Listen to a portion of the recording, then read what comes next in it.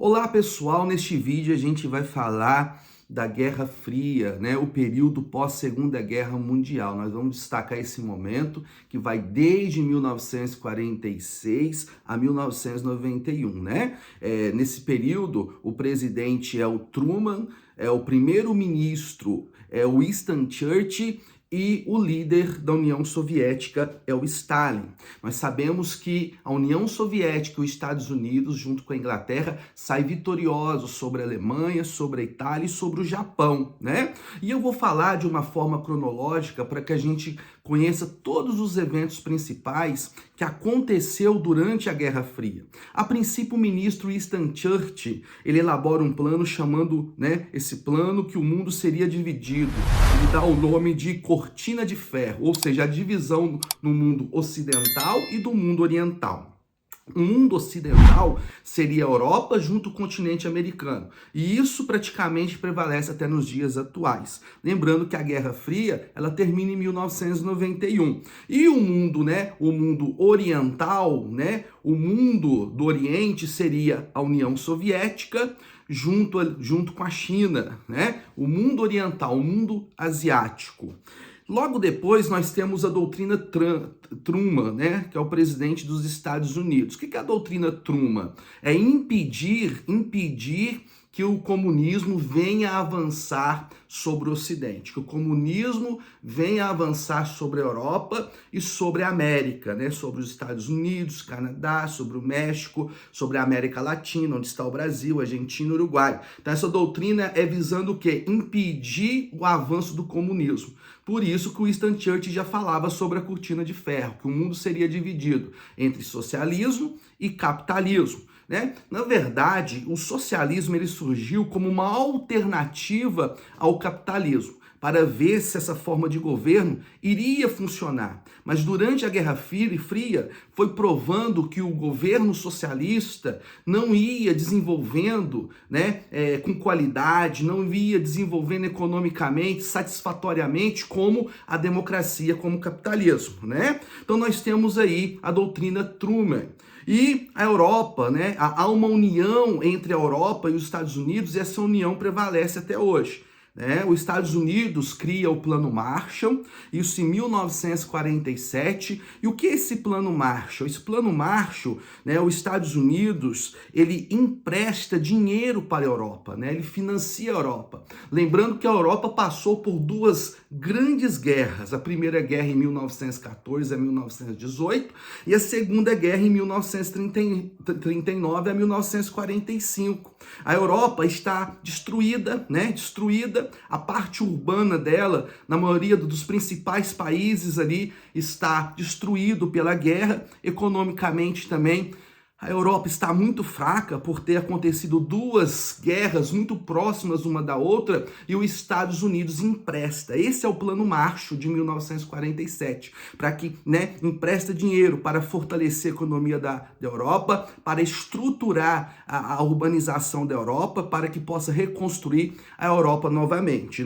Depois do Plano Marshall, nós temos o bloqueio de Berlim pela União Soviética. Isso em 1948, 49, a Alemanha que sofreu, de Adolf Hitler, que sofreu a derrota na Segunda Guerra Mundial, ela será dividida no meio.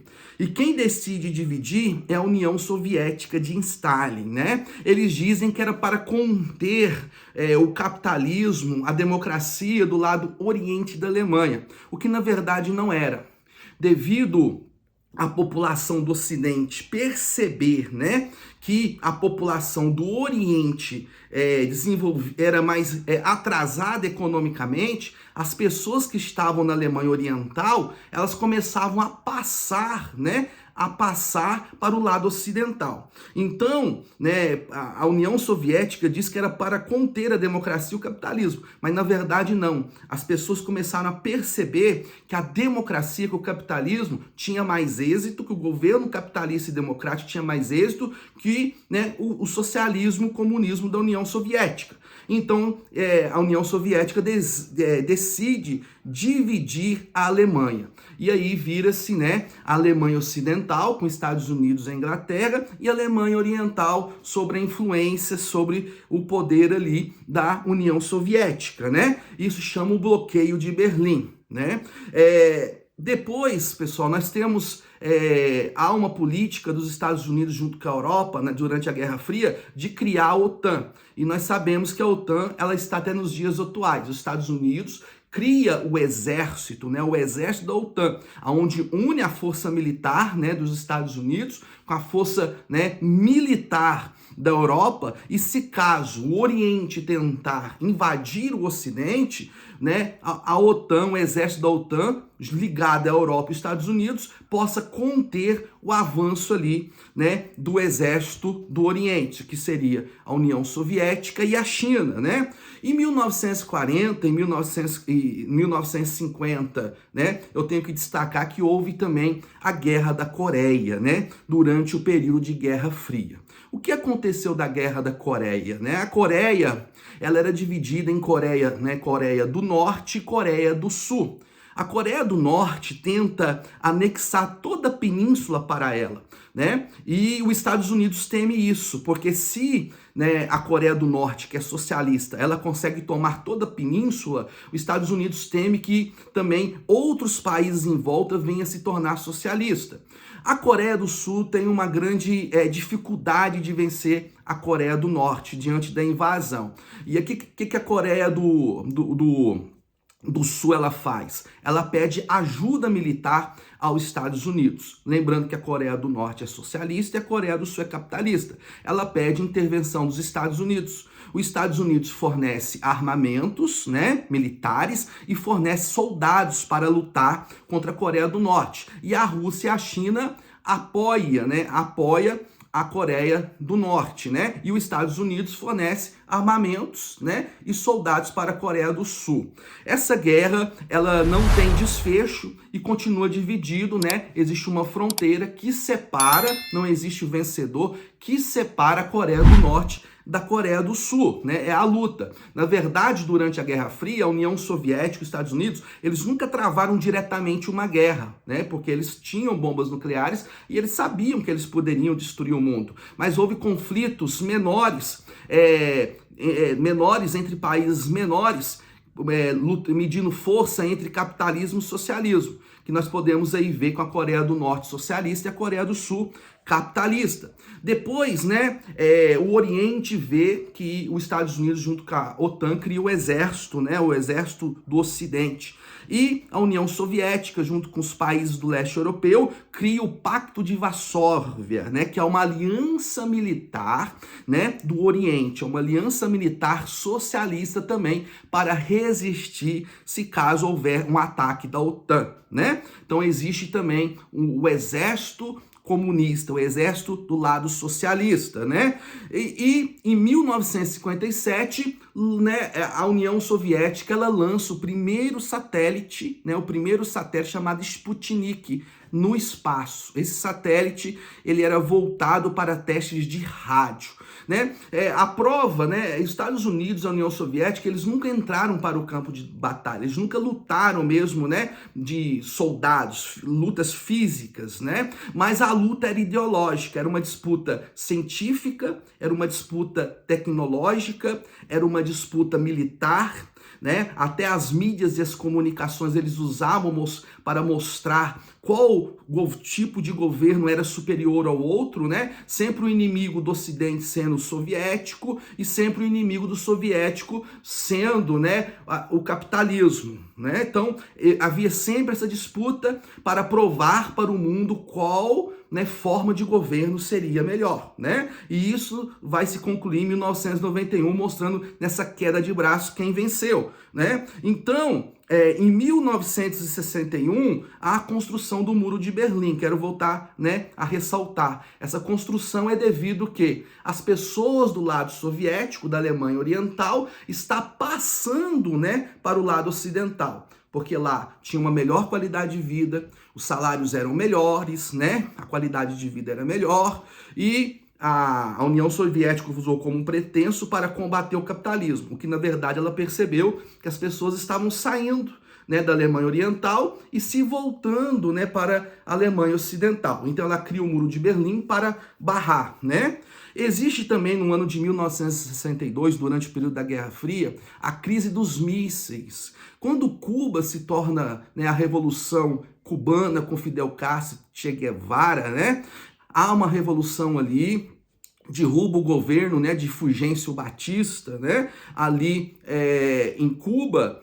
E Cuba era chamado do quintal dos Estados Unidos. Por quê? Porque os empresários dominavam a terra de Cuba. As empresas norte-americanas estavam todas em Cuba.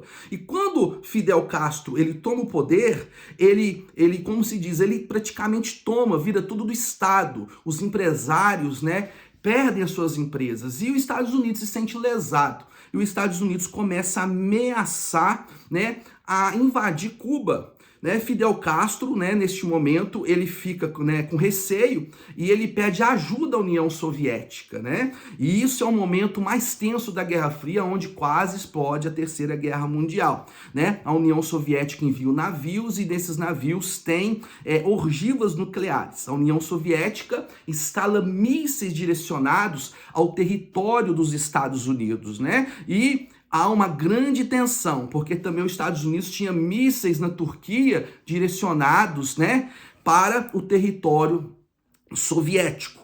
E depois de muita diplomacia, depois de muito acordo, depois dos Estados Unidos, né, na diplomacia de prometer que não iria invadir o país, né, não ia invadir Cuba diante de ser lesado, ser prejudicado, os Estados Unidos perder empresas ali, há um acordo e a União Soviética tira os mísseis e cessa essa crise dos mísseis ali em Cuba, que está do lado dos Estados Unidos. Isso aconteceu em 1962. Temos também a grande humilhação que os Estados Unidos passou, uma derrota militar, né, que todo mundo sabe, que é a Guerra do Vietnã. A Guerra do Vietnã ela acontece em 1964 a 1975 ali, né? O que acontece? No Vietnã existe o Vietnã do Norte e o Vietnã do Sul. O Vietnã do Norte financia soldados, infiltra ali, né, investe, né, em pessoas civis, cria guerrilheiros dentro do Vietnã do Sul. A intenção do Vietnã do Norte é anexar todo o Vietnã e fazer do Vietnã um governo socialista. Estoura a guerra, né? O Vietnã do Norte, né, junto com soldados do Vietnã, com soldados chamados Vietcong, começa a lutar contra o Vietnã do Sul. O Vietnã do Sul, né, não tendo condições de vencer o Vietnã do Norte, não tendo condições de lutar contra o Vietnã do Norte, pede ajuda, pede intervenção também, como a Coreia do Sul, né, aos Estados Unidos. E os Estados Unidos, né, envia armamentos, envia armas e envia soldados. Aquela região, a floresta ela é muito densa, é uma selva muito densa, muito fechada, onde os Vietcongs conseguem se esconder. Eles criam túneis subterrâneos também para se esconder, né, dos exércitos norte-americanos, né, dos soldados norte-americanos ali. E os Estados Unidos têm uma grande dificuldade em vencer o Vietnã do Norte e começa a perder muitos soldados. Os Estados Unidos começam a ter um prejuízo muito grande economicamente, né? Por causa de armamentos bélicos, dos gastos militares, e também começa a perder muitos soldados. Há manifestações nos Estados Unidos para que os Estados Unidos saia da guerra do Vietnã, porque para eles não é uma guerra assim que eles não tinham que entrar. Para a população norte-americana, mães começam a perder filhos, né?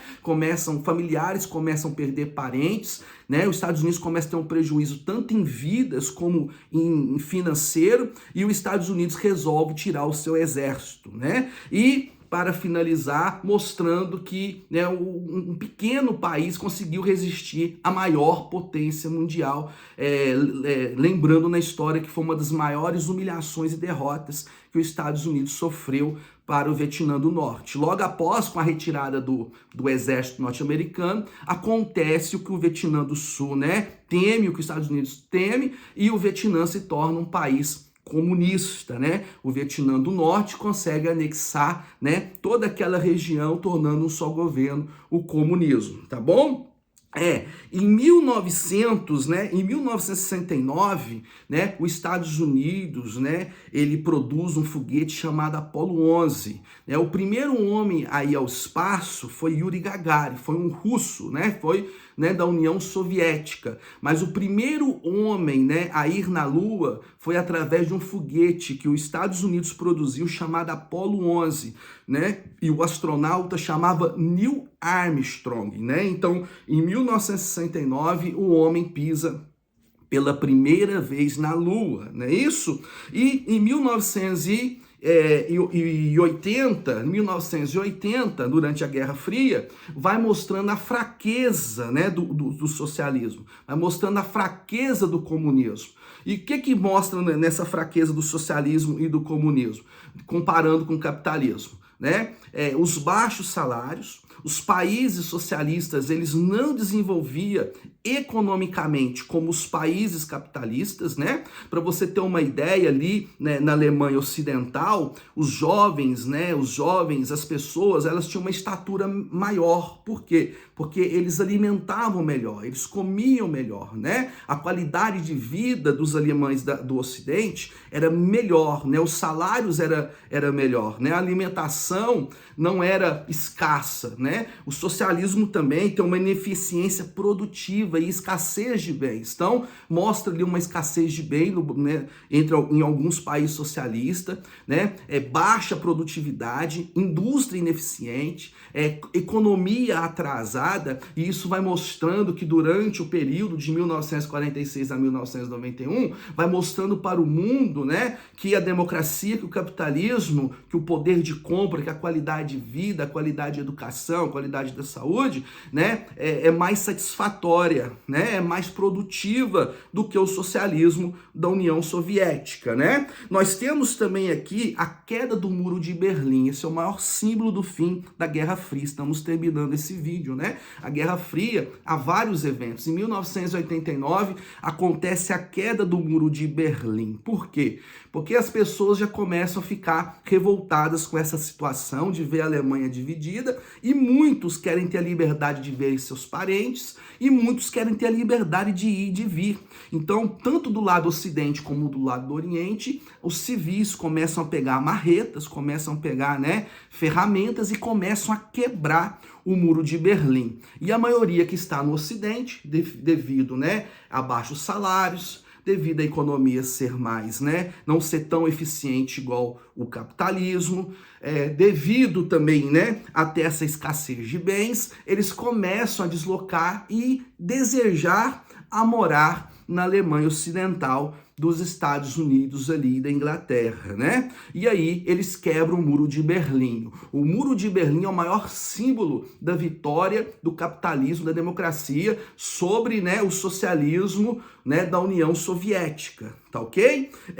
E também, para terminar, tem a dissolução da União Soviética, Quando o mundo percebe, que há uma escassez de alimento, que a indústria é ineficiente, que o governo socialista não desenvolve a economia, como o capitalismo, vários países querem se desligar da União Soviética, quer romper com a União Soviética, com a Rússia, surgindo aí vários estados independentes, Eu vou citar, foram 15 países, mas algum desses países a Ucrânia, a Estônia, a Lituânia, a Letônia, a Moldávia e outros países aí que se tornaram independentes no leste europeu, quando foi percebendo que o governo, soviético, o governo da Rússia, não desempenhava, de uma maneira eficiente, de uma maneira, satisfatória, como o capitalismo, a democracia da Europa Ocidental e dos Estados Unidos, dando desfecho,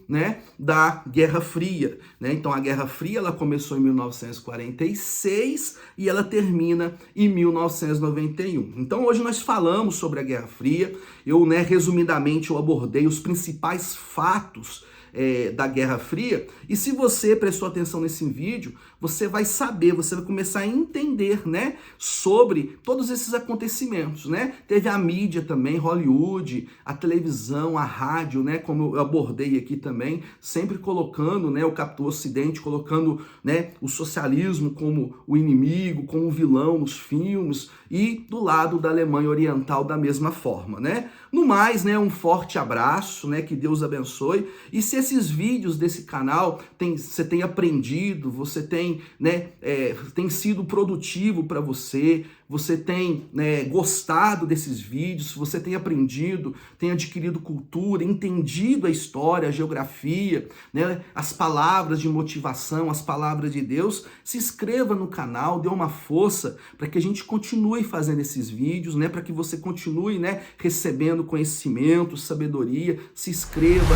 compartilhe, né, para que possa chegar no maior número de pessoas possíveis. No mais, um forte abraço e que Deus abençoe a sua vida. Hoje falamos sobre Guerra Fria, de 1946 a 1991, pós, né, Segunda Guerra Mundial e com o fim da dissolução, né, do Bloco Soviético.